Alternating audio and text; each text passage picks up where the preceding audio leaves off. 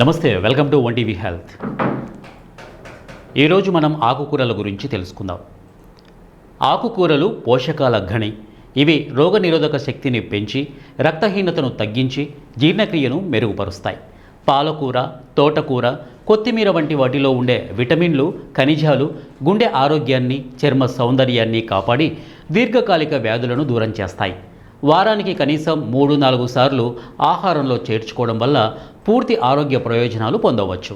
ఆకుకూరల వల్ల కలిగే ప్రధాన ఆరోగ్య ఉపయోగాలు ఏంటంటే పోషకాల నిధి. ఆకుకూరల్లో విటమిన్లు ఏ, సి, కే, బితో పాటు మెగ్నీషియం, ఫోలిక్ యాసిడ్, ఐరన్ మరియు కాల్షియం పుష్కలంగా ఉంటాయి. ఇవి ఎముకల బలానికి, కంటి చూపుకు చాలా మంచివి.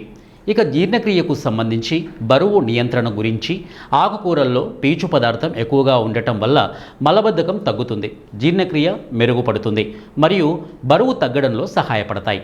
ఇక గుండె ఆరోగ్యానికి సంబంధించి రక్తం, పాలకూర వంటి ఆకుకూరలు రక్తాన్ని శుద్ధి చేసి రక్తపోటును నియంత్రణలో ఉంచి చెడు కొలెస్ట్రాల్ను తగ్గిస్తాయి. ఇక రోగ నిరోధక శక్తి గురించి ప్రతిరోజు ఆకుకూరలు తినడం వల్ల శరీరంలో వ్యాధి నిరోధక శక్తి పెరుగుతుంది. చర్మం, జుట్టు సంరక్షణ దానికి సంబంధించి ఇందులో ఉండే యాంటీ ఆక్సిడెంట్లు చర్మం మెరిసేలా చేసి జుట్టు బలంగా పెరగడానికి సహాయపడతాయి. ఇక క్యాన్సర్ నివారణకు ఏ విధంగా ఉపయోగపడతాయి? పాలకూర వంటి ఆకుకూరలు క్యాన్సర్ వంటి తీవ్రమైన వ్యాధుల నుండి రక్షణ కల్పిస్తాయి.